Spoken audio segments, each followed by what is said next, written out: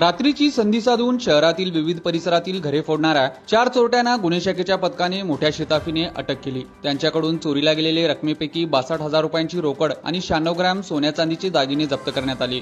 सिद्धू शामराव काळे, बजरंग नागनाथ चव्हाण, नरसिंह नागप्पा बल्लारी, सचिन दामोदर सावंत अशी अटक केलेल्या अट्टल चोरट्यांची नावे आहेत। सोलापूर शहरामध्ये मागील काही दिवसांमध्ये रात्रीच्या वेळी बंद घरामध्ये घरफोडी करून चोरीचे गुन्हे घडत असल्याने पोलीस आयुक्तांच्या आदेशाने गुन्हे शाखेच्या पथकाने शहर परिसरात अशा प्रकारे गुन्हे करणाऱ्या आरोपींचा शोध घेतला। शहरातील विविध ठिकाणावरून सीसीटीव्ही फुटेजची पाहणी करून त्यांचे तांत्रिक विश्लेषण केले। दरम्यान फौजदार अल्फा शेख व त्यांच्या पथकास यातील आरोपी रूपाभवानी मंदिराच्या परिसरात येत असल्याची माहिती खबऱ्याकडून प्राप्त झाली। खबऱ्याच्या माहितीनुसार 11 मार्च रोजी नमूद चौघांना ताब्यात घेऊन त्यांची चौकशी केली। यात आरोपी सिद्धू व बजरंग यांनी त्यांच्या अन्य 3 साथीदारांच्या मदतीने फेब्रुवारी महिन्यात रात्रीच्या वेळी कोशम्मा मंदिराजवळ धनलक्ष्मी नगर येथील घर फोडून चोरी केल्याची कबुली दिली।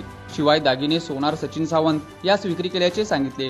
यावरून चौघांना अटक करण्यात आली आहे। ही कामगिरी पोलीस आयुक्त एम राजकुमार, पोलीस उपायुक्त डॉक्टर दीपाली काळे, सहाय्यक पोलीस आयुक्त राजन मानी, वरिष्ठ पोलीस निरीक्षक सुनील दोर्गे यांच्या मार्गदर्शनाखाली सहाय्यक पोलीस निरीक्षक शैलेश खेडकर, फौजदार अल्फा शेख, पोलीस अंमलदार बापू साठे, वसीम शेख, सुभाष मुंडे, सैपन सय्यद, राजकुमार पवार, विनोद राजपूत, इम्रान शेख, उमेश पवार, सतीश काटे, बाळासाहेब यांनी केली।